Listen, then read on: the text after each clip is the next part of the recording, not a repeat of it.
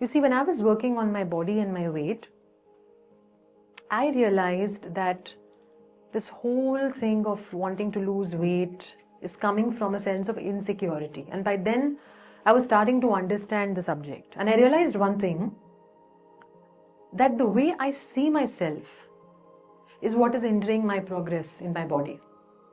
Because I'm not comfortable, I don't like myself, I'm not motivated enough to work on myself.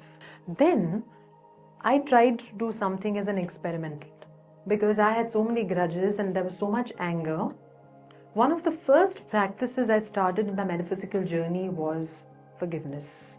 I made a list and I said, okay, I have few people, I'm going to try and forgive them.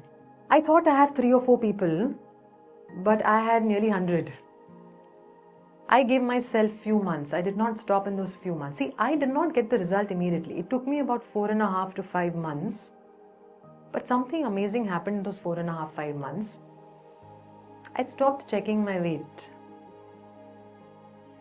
Initially, that pressure, that desperation was so much that I would not go a day without seeing, okay, is this working? Is this not working? Is this working? Is this not working?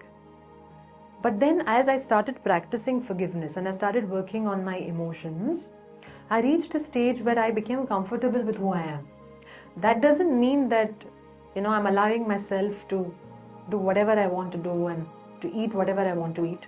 Something significant and life-changing happened. When I started working on letting go in specific, I realized I'm feeling lighter, definitely. That change I could feel.